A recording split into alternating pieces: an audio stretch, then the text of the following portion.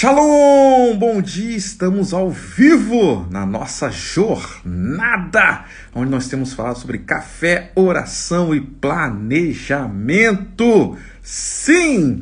E são aqui, 5h30 da manhã e vamos seguindo. É muito legal ver quando já entra aqui, o pessoal já vai subindo aí, um monte de gente entrando de uma vez. É isso aí, pessoal. Vamos seguindo. O pessoal fala que no Instagram a gente tem que esperar, né? Pelo menos 1 minuto ou 2 para a gente começar as lives. Eu não espero, não. Eu não espero, não. Já vou mandando bala aqui no primeiro segundo. E a galera vai entrando aí. Isso é muito legal de ver já só subindo aí com a galera aí participando. Gente, vai mandando para pelo menos 10 pessoas o link dessa live, hein? E não esquece do coraçãozinho, ó. Vai deixando o coraçãozinho aí também, que ajuda no nosso engajamento. Então vai, ó, coraçãozinho e compartilhando com pelo menos aí umas 10 pessoas. Enquanto eu estiver falando aqui, vai mandando, porque isso é muito legal, vale muito a pena. Lembrando, né, que nós estamos aqui pelo Instagram, mas estamos também com outras plataformas. A gente está no nosso podcast, né, que você pode depois ouvir aí em outras plataformas aí, principalmente o pessoal que gosta só de ouvir, né? Tem gente que não gosta muito de vídeo, gosta mais de ouvir, e tem sido muito legal. Eu estava vendo algumas métricas, né, desses nossos episódios, dessa nossa jornada. Poxa, o pessoal tem compartilhado mesmo aí as nossas lives nas redes sociais, e aqueles que gostam de ouvir podcast realmente têm participado bem intensamente, né? Vamos falar hoje sobre medo da rota. Meu amigo Fernando Vitorino falou que entrou mesmo, hein? Coordenador ali do BM Connect. É um projeto que estamos juntos aí agora nesse ano de 2022. Um abraço, meu amigo Fernando, e todos, né, que estão entrando aí. Se for ficar falando o nome de todo mundo aí é foda, até porque depois a gente parece um retardado, porque quando a gente coloca em outra plataforma não fica aparecendo vocês subindo, né? Não aparece os comentários de vocês, só o videozinho aqui comigo falando. Aí fico olhando aqui, no vídeo não aparece, só aparece quando a gente está aqui no Instagram. Então vamos falar sobre medo da rota. Gente, a gente tem usado essa analogia, né, de uma jornada, de um caminho que a gente quer chegar para um destino. Então, a gente tem que entender uma coisa: não existe problema em sentir medo. Mais uma vez, eu quero falar com vocês. Não existe problema em sentir medo, mas sim em ser paralisado por ele. E por que isso? Entenda uma coisa. O que separa um herói de um covarde? Quando você vê aí um policial e um bandido, quando você vê aí uma pessoa que às vezes tem um acidente, algumas pessoas vão lá ajudar uma pessoa que está acidentada, outra vai lá e foge daquele ambiente. Qual que é a diferença entre um herói e um covarde? O herói, ele enfrenta o seu medo. Já o covarde, ele foge do seu medo. Você sabe que na natureza, o medo é um instinto, né? E isso é muito bom, porque isso deixa ali o animal em estado de alerta. Então não pense que o medo é algo ruim. Muitas vezes o seu corpo fisiologicamente fala assim: opa, cuidado com isso aí. Seja uma situação, seja um ambiente, seja uma ação, seja algo que você precise fazer. Então o seu corpo, ele vai falar assim, e o seu cérebro, né, claro, vai falar o seguinte: olha, cuidado com isso. Isso é bom, porque você entra em estado de alerta.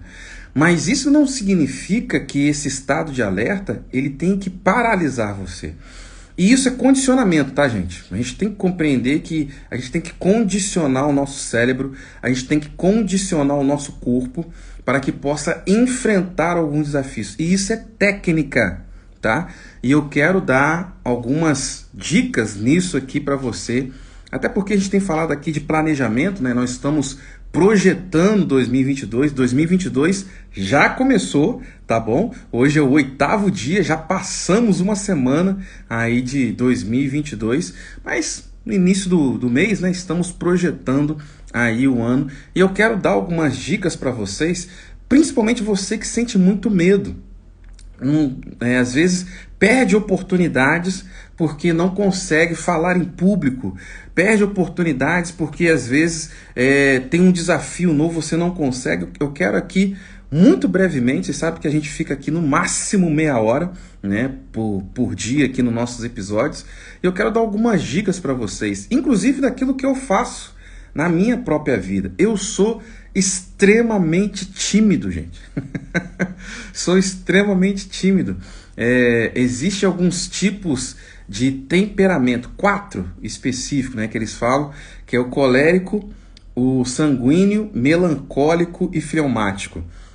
Vale muito a pena, se você ainda não conhece os 4 tipos de temperamento, você estudar um pouquinho sobre essa questão dos 4 tipos de temperamento. Eu sou melancólico e fleumático. Então eu sou devagar, quase parando. Mas, por força de algumas oportunidades que me foram dadas, hoje, por exemplo, estou atualmente como presidente do Conselho de Pastores da minha cidade, Volta Redonda.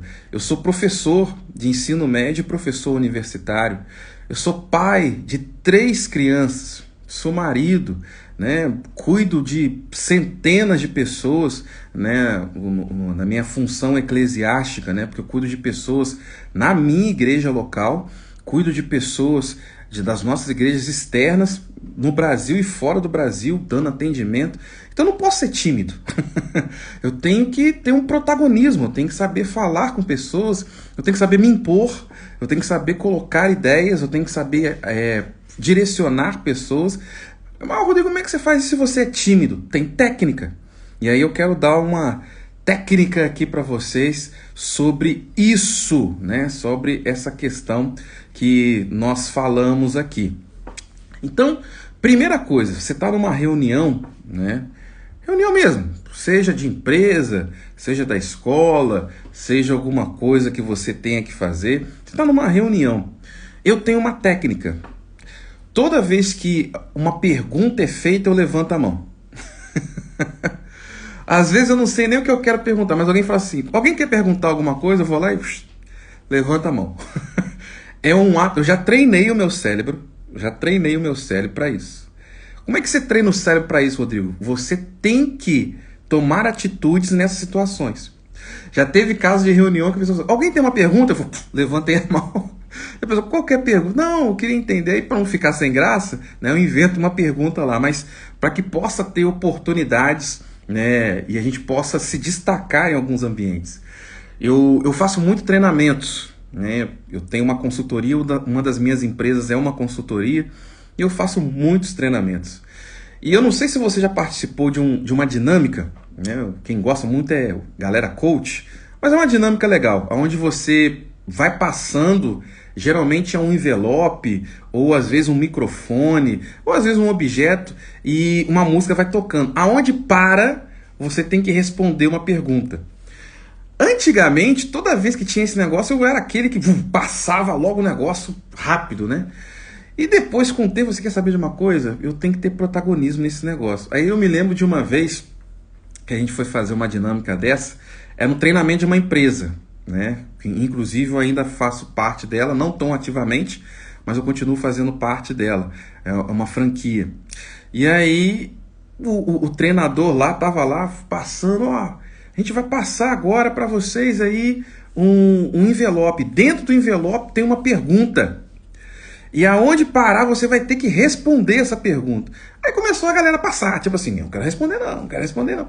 Quando o envelope chegou na minha mão, eu segurei. Eu quero saber. Aí o pessoal, ó, vai passar não? Eu falei assim, não. É para responder pergunta? Vou responder. Vou lá, vambora. E tô ali, a música rolando, todo mundo olhando, gente rindo, tipo assim, vai responder a pergunta, tal. E aí, quando a música parou, eu falei assim, aonde tá o envelope? Eu falei assim, tá aqui, ó, tá comigo. Eu falei assim, abre o envelope. Aí eu abri o envelope. Dentro do envelope tinha R$100. Eu gosto demais dessa dinâmica, né? Às vezes o pessoal coloca bala, bom, mas esse dia foi legal, tava R$100. Assim, ó, esses R$ 100 é seu. Aí a galera, ué, como é que é isso? O cara segurou! Ué, eu não tava rindo porque eu segurei e responder a pergunta. Aí, essa é a dica que eu quero dar pra vocês.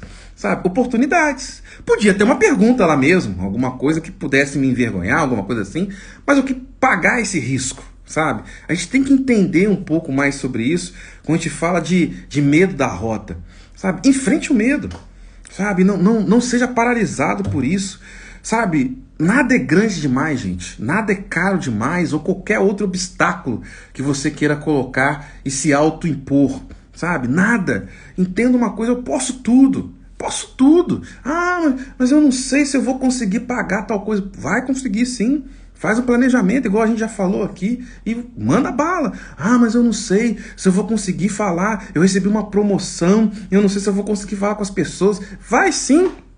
Você consegue, vai lá, se prepare. Ah, porque agora eu estou numa nova posição na empresa, eu vou ter que liderar pessoas, eu não sei se eu tenho capacidade. Tem sim, tem sim, senão não teria dado essa oportunidade para você, sabe? Vá em frente, siga, não seja vencido pelo seu medo, né? Que você possa avançar nisso. Gente, eu agora aprendi uma técnica, né? Já estamos aqui em dezenas de pessoas. E no meio também falar aqui com vocês, ó, vai mandando para pelo menos umas 10 pessoas aí esse link, ó, coraçãozinho que ajuda a gente no engajamento aqui, aqui nessa plataforma aqui conosco. Outra coisa que eu preciso falar com você sobre medo da rota, né? Muitas vezes a gente vai se deparar com situações inusitadas. E isso, o inesperado, nos dá medo, sabe? Eu estava fazendo um estudo sobre o medo, é muito legal a gente entender o que nos dá medo. Quando eu falo nos dá, eu falo de humanidade no geral. A humanidade tem alguns medos coletivos. Por exemplo, medo do novo.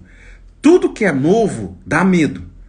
Uma inovação, uma nova técnica, tudo que é novo dá medo para as pessoas, ainda que possa trazer benefício, mas de início dá medo.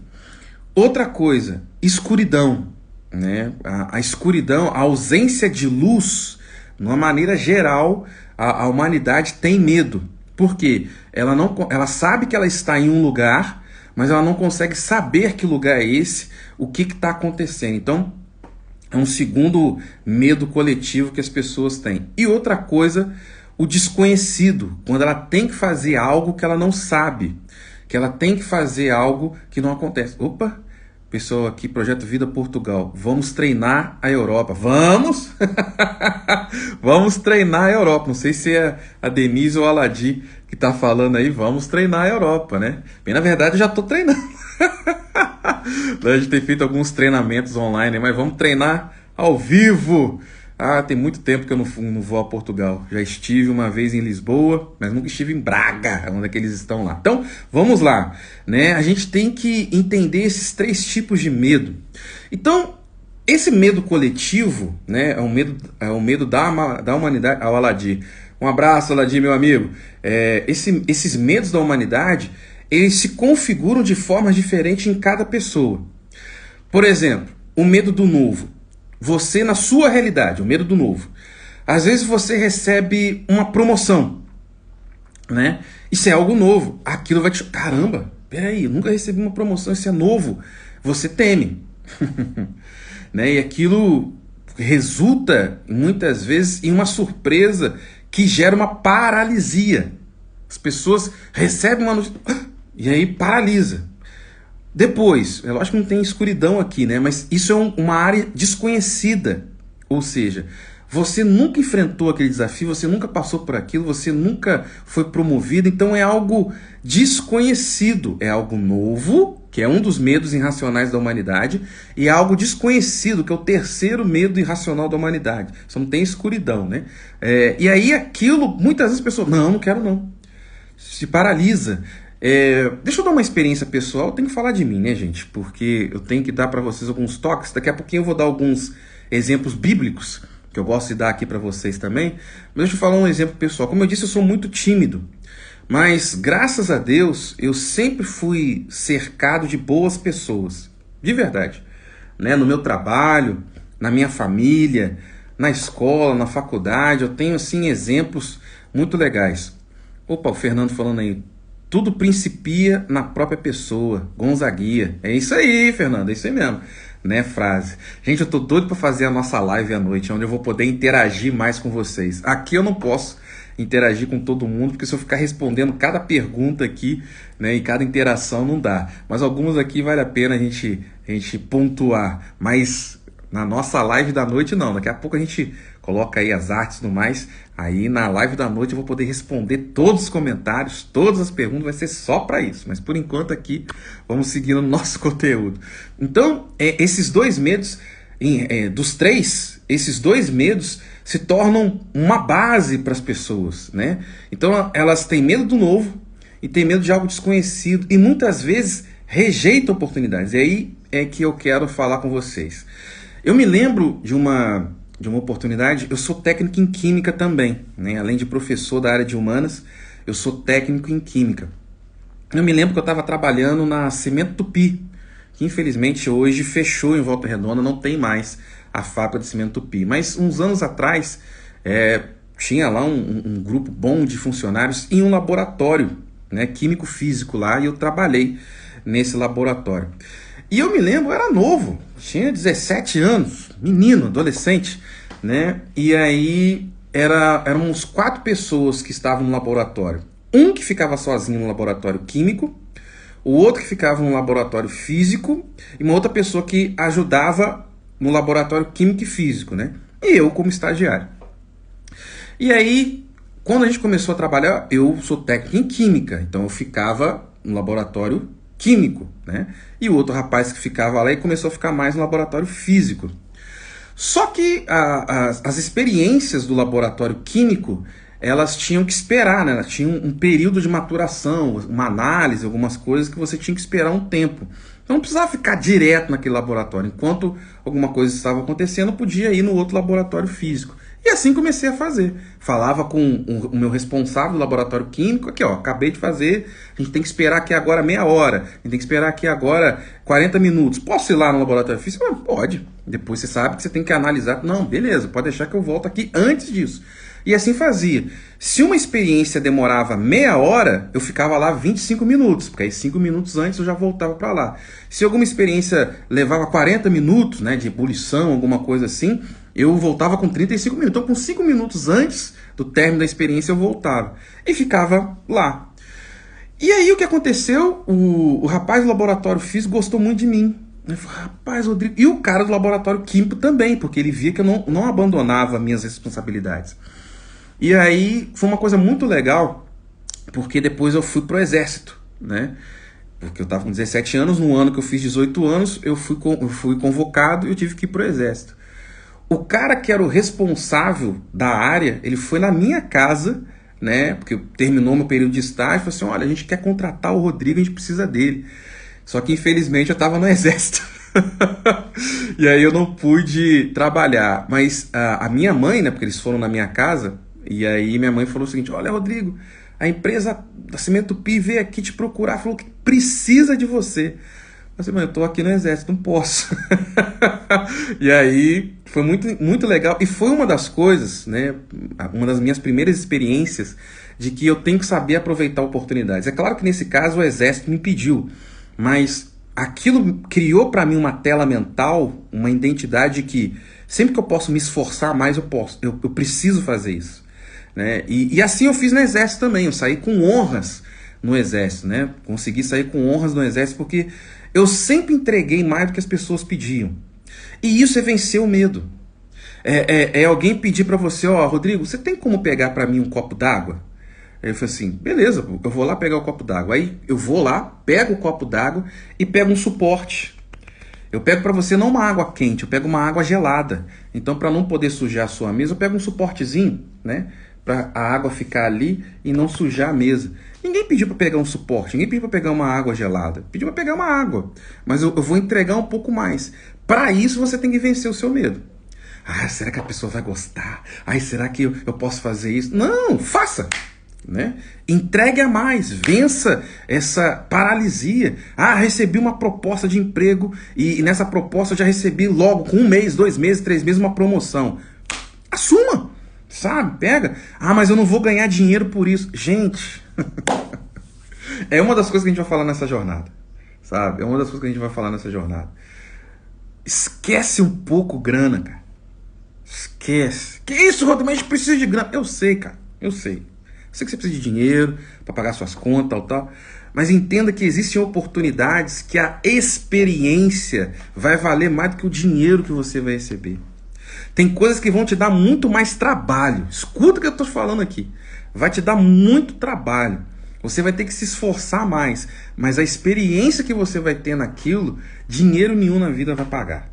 Sabe? E você vai levar para sua vida inteira. Mas isso não é tema de hoje, não. Isso a gente vai falar um outro dia. Aqui é questão do... Então, assuma, né, essas responsabilidades que forem delegadas a você. Estou falando que você tem que fazer trabalho escravo, né? Mas entenda que tem algumas coisas que vão te dar uma oportunidade de ter uma experiência que normalmente você não teria em outros lugares.